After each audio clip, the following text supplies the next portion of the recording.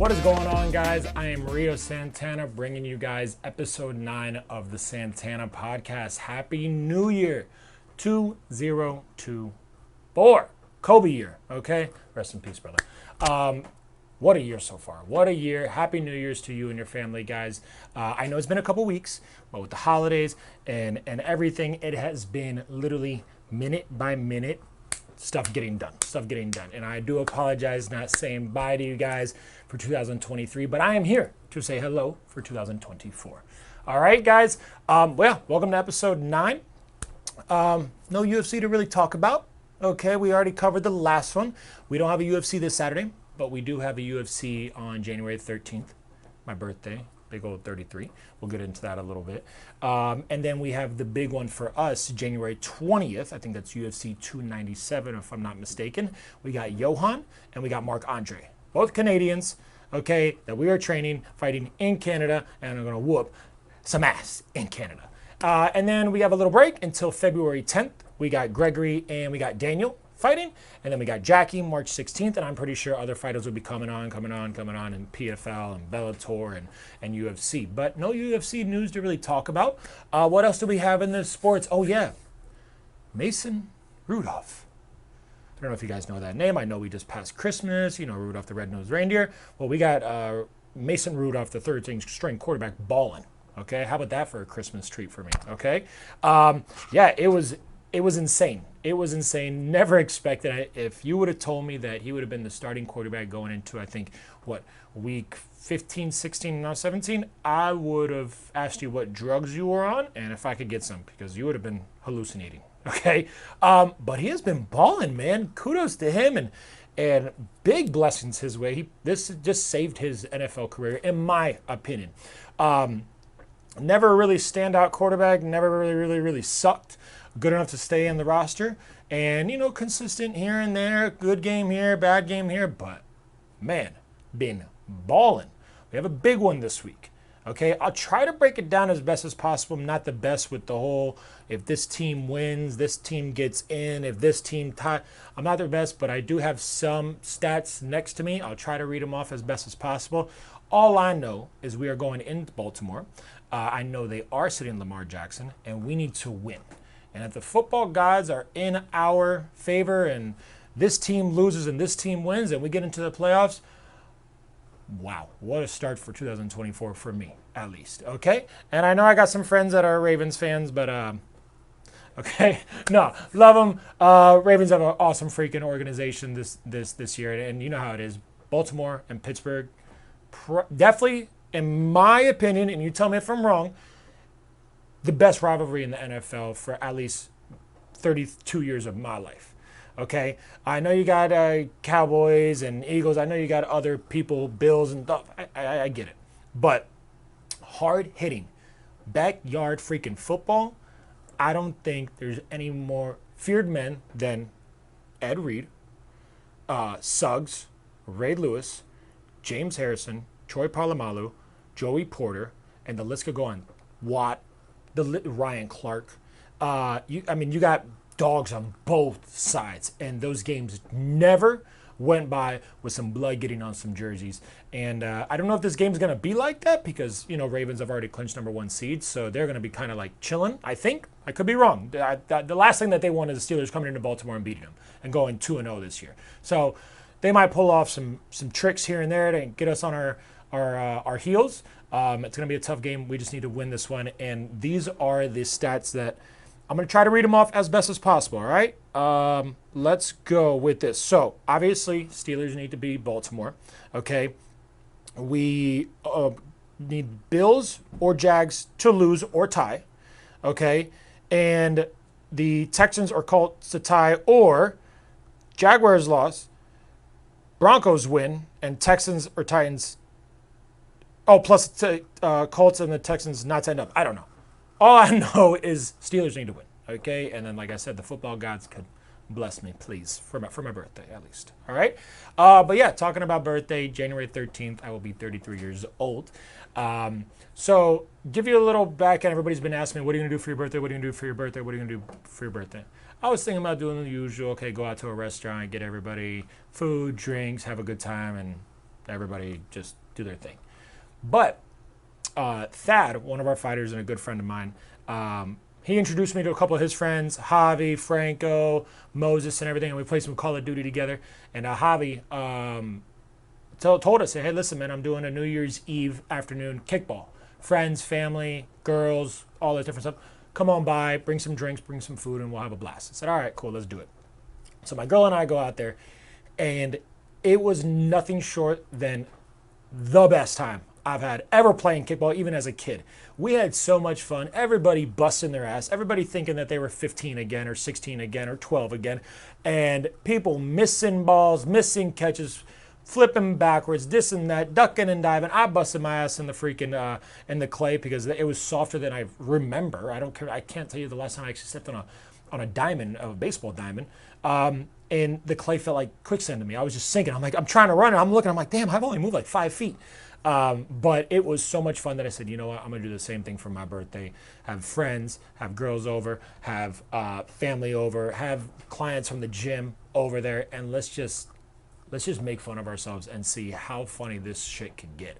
Have food, have barbecue, have music, all the good times. So that's what I'm going to do next Saturday at a local park around here, probably in the afternoon after training all the fighters. So I can't wait for that. Panthers have been looking freaking awesome. I think it's a 5-game winning streak. We've been tearing through everybody. Our defense looks amazing. Goalie looks crazy. Okay, and our offense has never been the issue in, again, my opinion and my sight. The shots on goal, I think we outshoot all of our opponents by, not even close numbers, by dozens of shots. Okay, and we just somehow can't get all of them to go in. I mean, crossbar, left and right, high bar off the goalie's mess, goalie doing freaking scorpion kick saves, and then eventually we just get on a roll and we put 4 or 5, sometimes even 6 points up, and it's awesome. And Big Bob's been saving everything in sight. Yeah, a couple goals go by, but when you got a puck flying at you at 95 miles per hour and you got a 6'4" guy standing in front of you, good luck, and that's why I don't play hockey. Okay, I can't skate to save my damn life. But yeah, we've been looking good. I have a big game this weekend. And yeah, this weekend we're going to be doing the family trip, myself, the siblings, my girl, and my dad, and bringing Lily as well too, to Cape Coral. So we're going to have a great time, see some water, get some food, chill out, and just relax, and then come back Monday ready to kick ass again. So I'm not going to waste any more time. I'm going to give you guys the old man. Again, welcome to the Santana Podcast, episode 9. Okay, the first one of 2024. Let's get it, guys.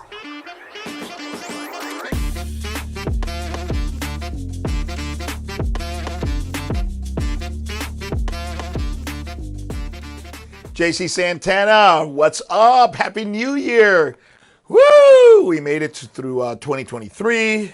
It's a good year. Good year. We set a record here at IHP. Learned a lot.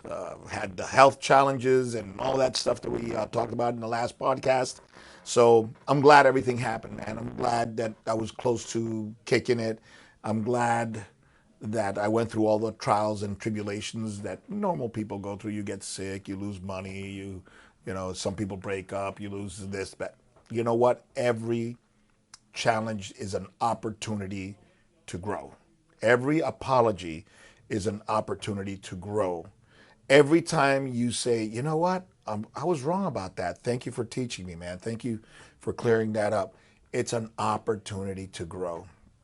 So for 2024, look forward.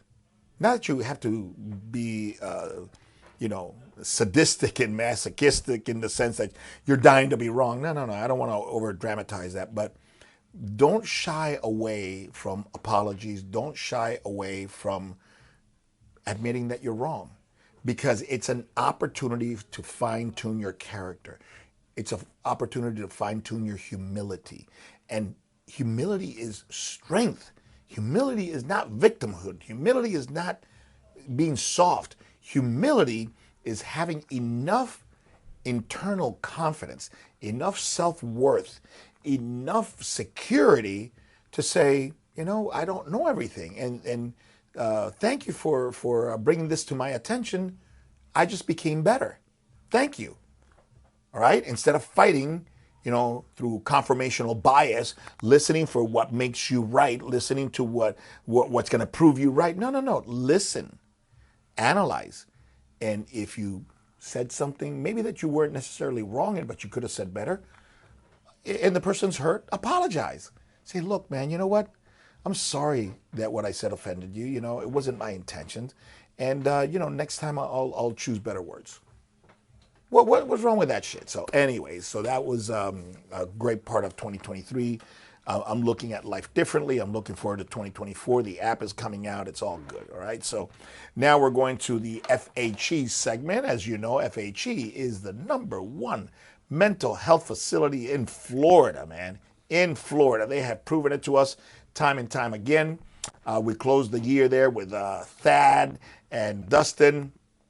And they were helping with the mitts and working with Shatterproof. So we do that once a month, and we finish the year right at Shatterproof, FHE, the #1 mental health facility. If any of you or anybody you know is suffering from drug abuse or any kind of mental health issues, man, check out FHE. They will set you right.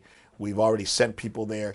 Everybody is super happy with the treatment and the way they're respected and the way they're improved. Okay, so FHE, thank you for your support. Thank you for the support in 2023.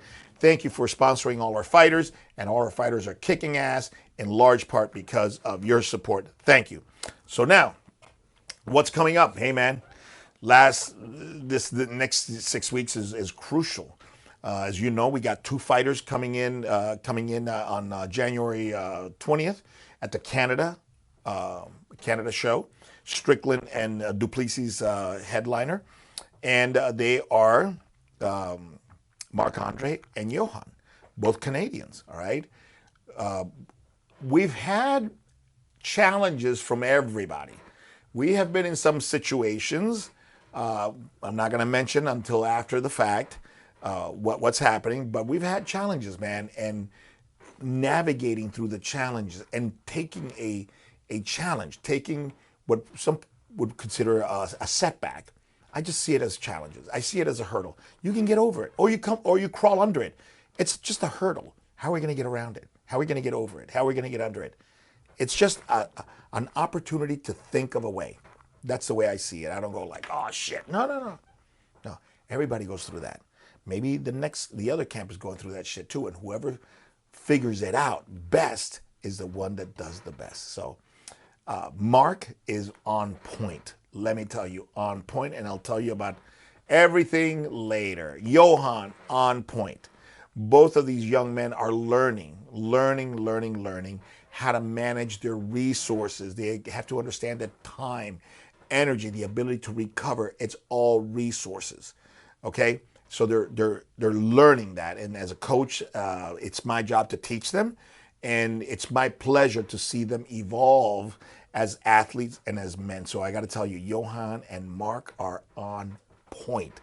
Mark is going to go up against Chris Curtis, as you know. It's a Strickland camp kid, So in 2 months, in actually 1 month, from January 20th, we're going against Strickland camp and Chris Curtis, and then RoboCop is going February 10th, and he's going against Brad Tavares, who I saw also training at Strickland camp. Don't know if he's there permanently or just maybe an affiliation or passing through. But anyways, all right, we got 2 good fights coming, and everybody is on point. Everybody's on point. February 10th, we got Gregory and Daniel Marcos. Everybody's been through stuff. And everybody is on point. Okay? So that tells me as a coach that the program that we have and the time sequence that we use, which has changed over time, all right, is on point. I don't want to keep using the phrase, but there's no better phrase. It is on the money, all right? And the fact that we have our sequence set the way we have it, all right, allows us to have challenges present themselves, and for us never to be in a hurry, because the way we set our training and our periodization and the way we set it with the other technical and tactical stuff, it all allows us to meet challenges that may come. no matter how hard, no matter how hard, unless, of course, if a limb breaks and you're in a cast and there's no fight, then okay. That challenge, all right, will teach you another lesson. But you're not going to learn that lesson in time for the fight because there's not going to be any fight because the fight's going to be canceled. But anything outside of something drastic like that is an opportunity to learn. We have learned, and one of the things that we have learned is that our program works. And the way we have it now, okay, allows us to have different things come up and for us to navigate because we set ourselves well ahead of schedule. So if anything comes, we can just navigate and we don't lose time. So I'm super happy with the way everything's going with all of our fighters, okay? Marc-Andre, Johan, Daniel Marcos, and Gregory all coming up on January 20th and February 10th. All right, so that's that. All right, so now it's time for the JC Rant segment. In this podcast, I'm going to go into, sometimes things that you hear in the news, sometimes issues that you might hear in the news, but maybe not, but there's social issues that guys, I never want to talk about social stuff and politics, and I'm not super well versed in politics or history or anything like that, but I have a very, very good logical sequencing mind because I've been used to debating on stage with people that are much better than I. So when you're on a panel where you're discussing biomechanics or you're discussing exercise science with the likes of Dr. Stone, Dr. Kramer, and these the late Mel Siff, you better have some skills at discussing things, and you can't discuss research with these guys because they will annihilate you. So you can't go into the science because you'll lose. You can't go into the research because they'll outcite you, I'll reference you. So you have to keep the conversation on the practical terms, and you have to be very, very good in your logic and sequencing for you to even stand a chance against people who are technically better than you. Okay, it's like you have a fighter who's technically better than you, so you have to be in superb conditioning. All right. So what limited skills you have that may be able to compete against his area of skills, okay? Your conditioning is such where you can maintain high level and hopefully dull his technical prowess down a little bit so you have a shot at beating him. Well, that's the same thing. If you don't have the expertise or the education on, in this case, news. I'm not a newscaster.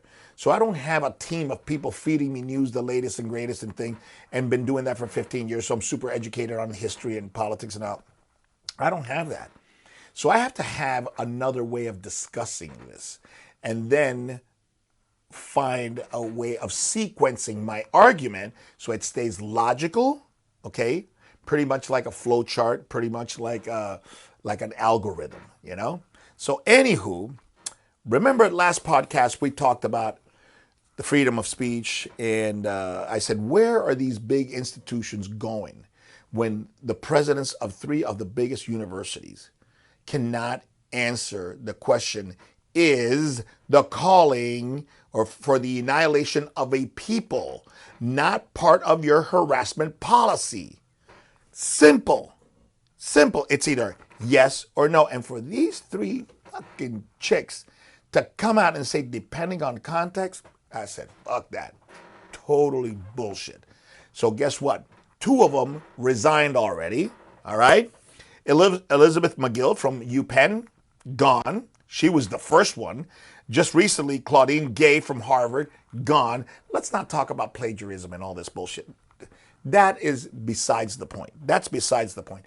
The fact that it's just simple. The fact that you can't say, yes, the calling for the destruction of any group of people based on color, based on religion, based on whatever, okay, is justified in any context is bullshit, especially at a university. So anybody who goes at university, any group, I don't care if it's the smallest group. I don't care if it's Asians missing one eye that are shorter than 5'1". I don't care if the group is that small. You don't call for the annihilation of any group Period.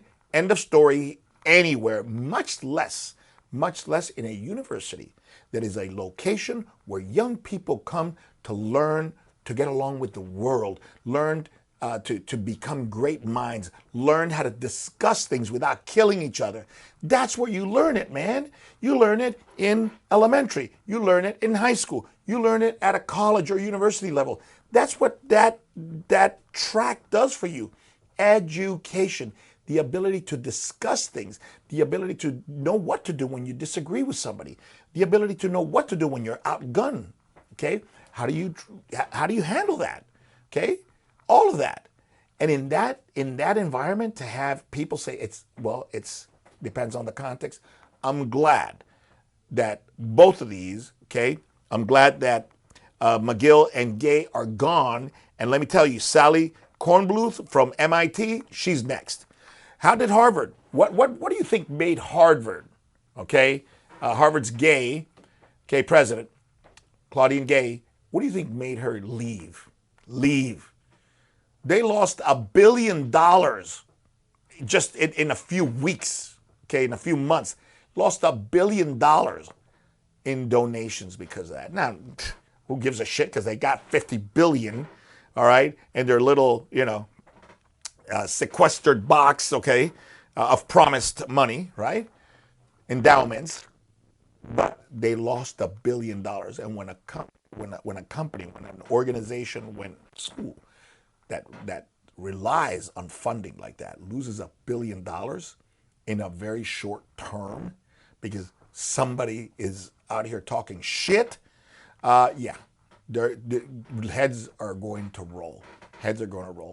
And you watch, okay? Kornbluth is next. She's not going to stay there, okay? And that is good because normal people that are not into this crazy woke shit, okay?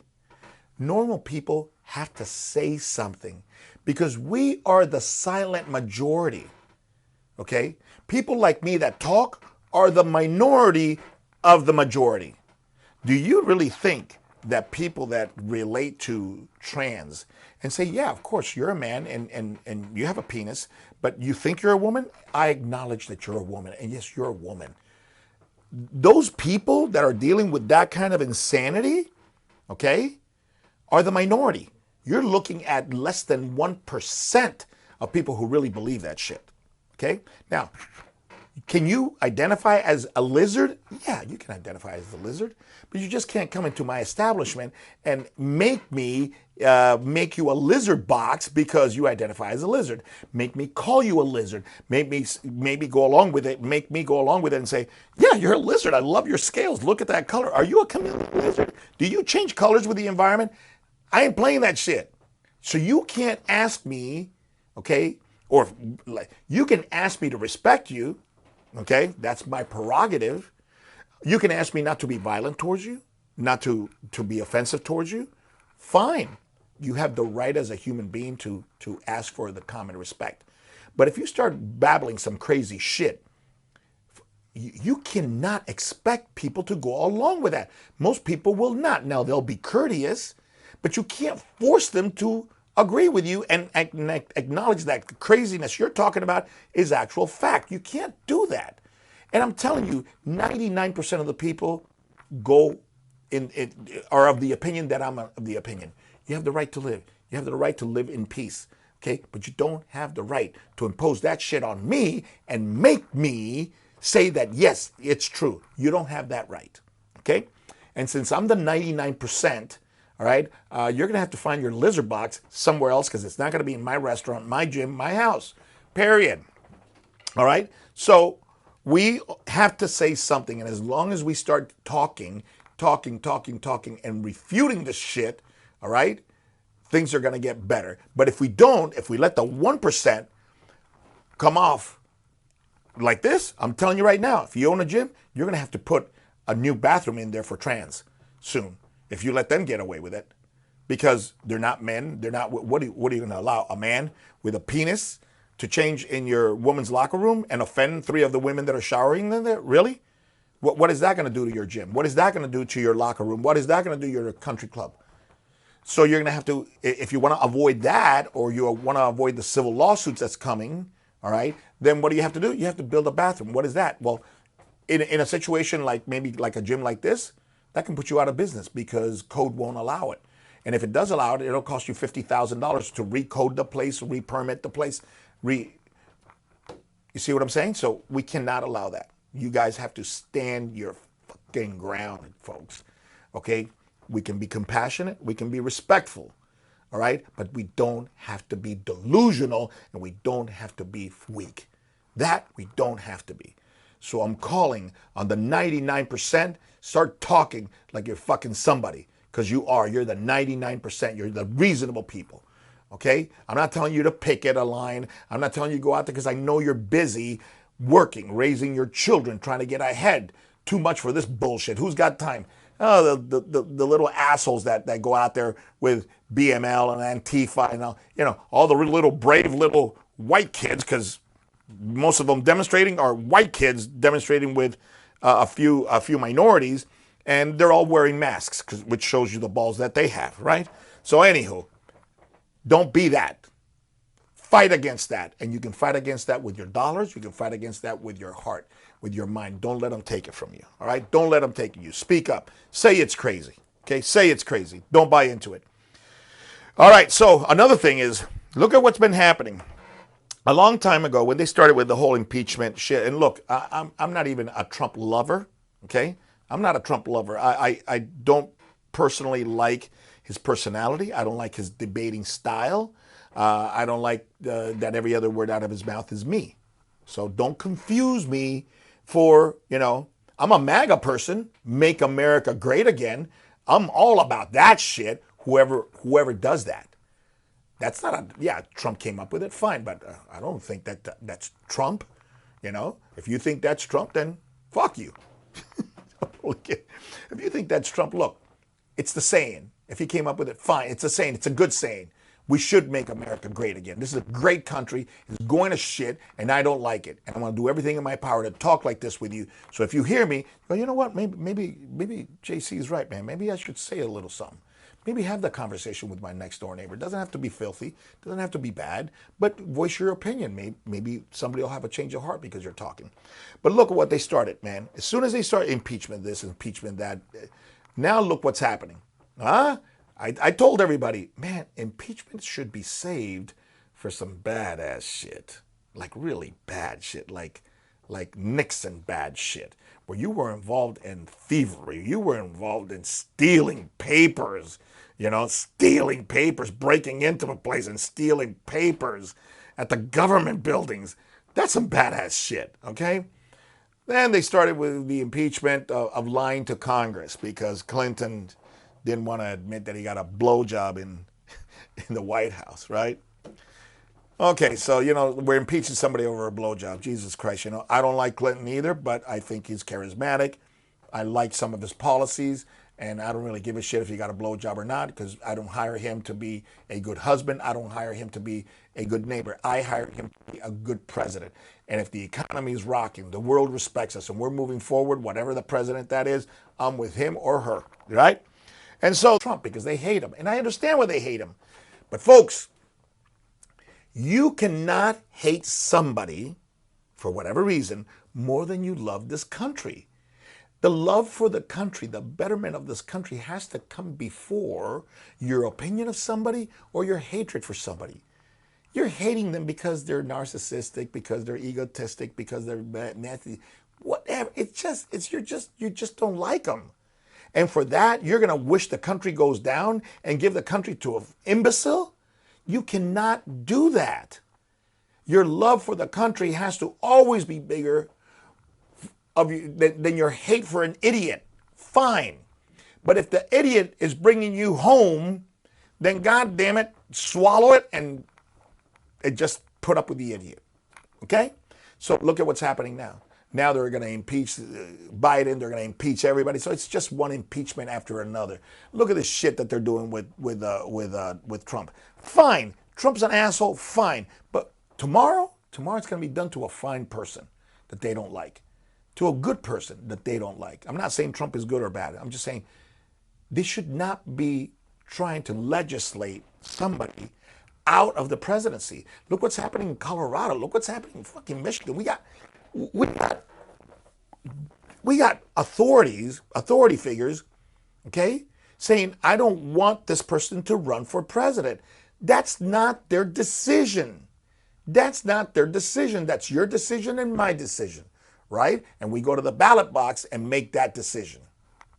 You cannot have a single person dictate that any other person, Trump, Biden, Newsom, it doesn't matter, okay? I don't like Newsom. I think he's a little filthy bitch, okay? But if somebody here in Florida, if a judge or somebody, okay, a legislator or somebody would say, I'm taking Newsom off the ballot, let's say, I'm going, that's dead ass wrong, man. That's dead ass wrong. The guy's a filthy little bitch. Let him run. Let him run. And then the country can vote his ass out. That's the way it should be. But so be very careful. Look at what's going on here. Okay? They're trying to take your freedom and my freedom of voting for who we want as president. It doesn't matter who it is. You cannot have a single person say, I find him guilty or I find her guilty and I don't find her or him worthy of running, so they're not going to run in my state.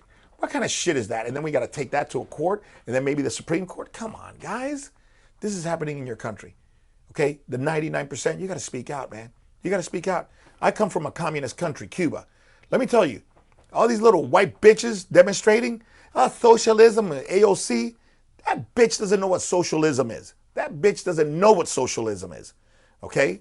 Michael Moore talking shit about the country. Oh yeah, Cuba's got great medical care. Yeah, you fat bitch. When you fucking go treat your diabetes and you got gangrene on your fucking toe, where are you gonna go? Cuba? Really, Cuba? Okay, well, I don't see him there. I see him here. So they're all talking shit against the United States, saying that Cuba's this, the USSR is that Japan is this. Why don't they go live there? You want to know why? Because this is the best motherfucking country in the world with all its problems. So imagine if we didn't have our problems, okay? So all of these motherfuckers, okay, none of them know what socialism is. And none of them, they could live there, they could go and live there now, and they don't. They don't. Share talking all kinds of shit. Half of Hollywood. If Trump got voted, I'm leaving the country. Not one of them hypocritical bitches left the country. Not one. They didn't even take vacations out of the goddamn country. And Trump was here for 4 years. Well, where are you? Oh, you're living in Beverly Hills. You're living in Malibu. Oh, all right. So what you were talking was bullshit. Okay? So we have to look at that. All right? 99%ers fucking talk. All right? So look at all that's been happening. Okay? So we got to stop. All right? We got to stop with this. You don't have to get politically involved, but you have to have sometimes social conversations. And if they turn a little bit political, don't get too crazy in the political. I don't do political. I do common sense. I do common sense. I don't defend Trump. No, I defend everybody's right to run for president. And I defend your right and my right to choose and vote for one or the other. Not to have anybody tell me that you can't vote for what you want and the person that you want can't be there. No, even if I hate that person, I would never, ever allow that, because you have the right to vote for that person even if I think they're a piece of shit. Put them on the ballot. Put them on the ballot. You want to vote for them? Boom, we'll have discussions. And then the country will vote for whoever. So I'm not defending Trump, okay? I have my own ideas of Trump, okay? I defend what I see as a good time, all right? I mean, are we going to really, really have the discussion that we had a safer border now than 2016 through 2020? Really? With all of its problems, Isn't it funny? They allocated money, all right, for the border when Hillary and Obama were in charge of this bullshit. They all approved, but when Trump asked for it, no go. Again, I'm not voting necessarily for Trump. Okay, I may not. But it's funny how when Obama, when Clinton, and all of them say, yeah, put $20 billion towards the border. But now Trump wanted it, nothing. Where were the fentanyl deaths 2016 through 2020? Where were they? Where were they? Okay, all right, what was happening internationally? Where were the Arabs? Okay, and I mean the bad Arabs. I'm talking about the extreme Arabs, because Arabs are cool, Muslims are cool. Muslim is a beautiful. The Muslim religion is Islam is a beautiful, beautiful religion if you get to understand it. Sit down with a good iman and see what the Quran says. It says some nice shit, bro. It says some nice shit. Okay, but you give it to extremists, and you have ISIS and you have Al Qaeda. Where was Al Qaeda and ISIS 2016 through 2020? They lost the caliphate. They lost it. They lost it. Okay, how many wars were we involved in? None. Okay, none. There was two bombs. All right, to kill two major players in the radical Islam scenario. One of them just right now, I think a couple of days ago, had the anniversary of his death. And two bombs went off in that celebration, 70 plus killed. So I'm wondering who would bomb a celebration of a extremist, assassin, okay, killer. Who would bomb that? Is it us? Did we pay somebody, or are some of the Arabs just pissed off at their own people that are running away with their religion? Don't know. Okay, so you're not going to argue with me. Where was the gas? Right now it's $3. It used to be $2. So you can't tell me the gas was more expensive 2016 to 2020. You can't tell me that. We weren't in any wars. Okay, crime was down. The border was much more secure than it is now. Was it perfect? No. Immigration perfect? No. Could we have used some help? Yeah. Okay. Healthcare. Is it cheaper now, or was it cheaper in 2016, 2018, 2029?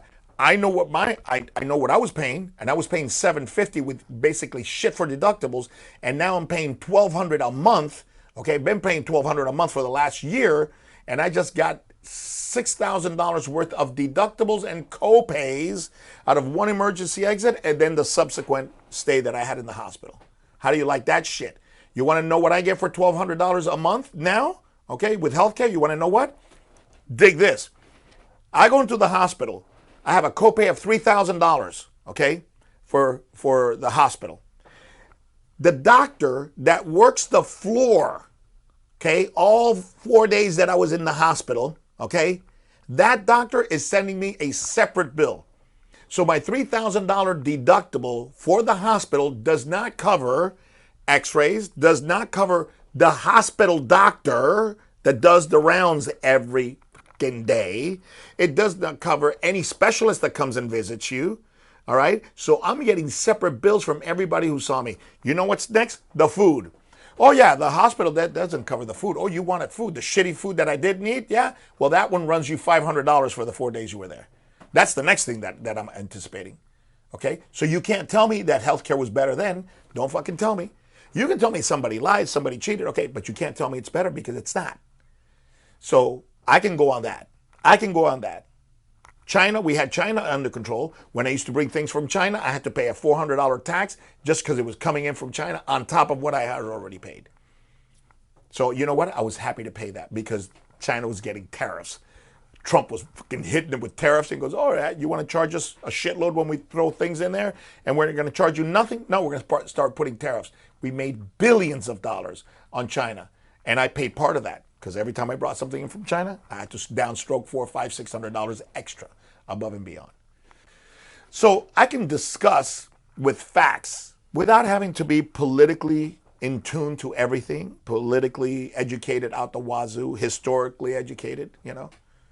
I don't have to know about what's happening in the Middle East and what's happening in Israel and Gaza and all that shit. I don't give a shit who got there first, who got there second, who stole the land, who's there now. I don't give a shit. When you throw babies into fucking ovens, all right, and you cut pregnant women open and you decapitate kids, you're lost with me. I don't give a shit what anybody did to you. I don't care if they stole your lollipop or what they did, or if they killed 3 of your family members. When you start doing that barbaric shit, you lose it with me. You lose it with me, and I give the okay for you to be annihilated. Period. End of story. Done. I don't give a shit. I don't give a shit about the oppression, the years. No, I don't give a fuck. Because that's just not, there's no moral equivalent there. All right, so you have to start fucking talking, all right, and talking some common sense, all right, into the shit. You got to start talking and standing for what's right. All right? All right. So that's enough of my banter. Now we listen. Your questions. All right? Here's the we listen section. Has your blood work come back? As a matter of fact, I just came back from my nephrologist. He's the guy that looked at my kidneys because that's where the sepsis started. And all my kidneys and pancreatic enzymes, everything was elevated. I just came from him. Blood pressure, 110/76. All my blood work is fucking on the money. I'm waiting for hormones, testosterone, and my PSA. That was a little elevated, and we didn't know if it was the antibiotics or the sepsis or what. Okay? So my blood work is money. So that means the medicines that I dropped, no problems. Blood, lipids, everything on the money. AST, ALT, liver enzymes, kidney, all that. Boom. My 24-hour urine that this guy tested, money. Everything is perfect. The only thing I have is I'm a genetic carrier, but I also express the gene mutation, which is, he said, it's kind of interesting because you're a carrier. Normally, when you're a gene carrier, you don't have the mutation of the gene. You just have you carry that mutation, but you don't have it. But that mutation, that I'm a carrier for a condition that creates a lot of oxalate. And that oxalate is one of the things that binds uric acid and calcium, and then you create stones. So, but I also, the 24-hour urine came up high on oxalate. So I'm not only a carrier, but I'm also a producer, because he says, you really don't. When you're a carrier, you're not a producer. You don't have the gene mutation. But he says, anyways, you do. So for those of you who pass kidney stones and maybe even calcium stones, I'm on a thing called chanca piedra. It's called Stone Breaker. You can look at it. I order it now from Amazon. Stone Breaker. The herb is chanca piedra. It means stone breaker. I'm on three droppers a day with a little bit of juice, water, whatever. Boom. My kidney stones on the left, I had two boulders, huge boulders. One is gone and the other one is half the size. I had some little residual stones on the right kidney. They are all gone. I'm also on a thing called kidney cop, which blocks oxalates from forming, and so therefore the binding thing is being inhibited. So he says your kidneys are beautiful, your liver is awesome, your lipids are great. Whatever it is that you're doing, keep doing it. I will see you in 6 months. So my blood work is back with the exception of hormones and PSA. And as soon as I get it, on the next one, I'll report that to you. But everything is good. Everything that I'm doing is working. The IVs, the glutathione, the MOTS-C peptide, the NAD, all of that is working. I feel like a fucking beast. You know the only thing that was a little bit high? Okay? Creatine kinase. You know what that is? Muscle damage. Why? Because I'm working out like a fucking fiend, which is the next question. They said, what are you on? You look you look way bigger. What are you on? You look way bigger. I weighed 230 with shoes on today. Fuck. So I'm 228, 227. I haven't dropped a pound, but I am bigger. I mean, this is a large and it's busting loose. The extra larges are tight here. All my pants are fitting at the waist. My ass and thighs are starting to push the shorts. So yeah, I've put on about 7 pounds. I don't think it's too much fat because I have abs at 228. Not shredded abs, but I have, you can see them, boom, boom, boom. So I want to drop weight, so I'll be dropping weight now a little slowly, pick up on the cardio, start eating just a little bit less because I eat clean. And so that's what I'm doing. I'm doing the peptides and I'm doing the IVs, and that's giving me a lot of energy. And I'm using that energy in the weight training workouts. So in the weight training workouts, this shit is just busting loose on me. So thank you for noticing. I am bigger. I'm 7 pounds heavier, and I feel great. My blood pressure was 110/76. Shit, I didn't even have blood pressure like that when I was 213 pounds. So that's what it is. Okay, and somebody said I'm putting a gym together, very small studio. What are the essential pieces of equipment you recommend for a small studio? I go, stay American. Look, I've got Techno Gym, and when our treadmills just broke, it's $1,000 per belt Okay, and it took like 2 months to get one from Italy. So Techno Gym, I was sponsored by them a long time ago. Not my recommendation. Too expensive. I don't like the design. I'd much rather do American. So with cardio, you can't go wrong with the Americans, the Precor, the Life Fitness treads, the Cybex for the stride, and the Concept Rower, for example. Versa Climber, which is my favorite. Versa Climber, Brett Collins, what's up? Versa Climber. I mean, if you have a little studio, fucking Versa Climber and assault bike, those are the first two things that I'm going. Okay? If you have a little 2,000 square foot studio. Versa Climber, assault bike. And then I would get one of the treadmills that are self-powered. They have several on the market, and I would buy used. You're gonna go half the price. On the new side, refurbished, used. Don't take the depreciation. Don't buy new because you don't need to, especially if you're coming in with a big budget, with a small budget. The True Form trainers, self-powered, they're awesome. The Cybex Stride, good. On the strength, if you have money, get Sorinex. Sorinex is the best American company for heavy-duty shit if you want to train heavy. Now, Life Fitness, Star Trek is pretty good with the pulleys. Rogue is coming up with anything that's racks and shit like that. Rogue is coming up with some good stuff. Atlantis from Canada, they are built heavy, nice Kevlar belt, very quiet. So you have some great things, American and Canada, okay?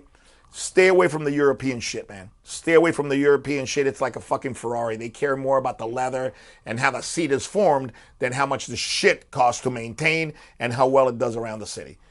So that's my take on strength and cardio for small locations. That's it. If I had to do it all over again, it was good while it lasted, but I would not get Techno Gym. Paying $5,000 for one piece of equipment is just insane. It's ludicrous. $5,000 will outfit you all the functional shit that you want. Another $5,000, you have a rack and dumbbells. So with 3 machines, you can outfit the big stuff out of a small studio with 3 of the Techno Gym machines. So I thank Techno Gym for the sponsorship when it was 2011, 2012. We had a good run, but no longer my favorite. I have them here. We take care of them. They've worked pretty well, but not my favorite in design, not my favorite in look, not my favorite in fit. All right, so stay American. All right, you know me, stay American.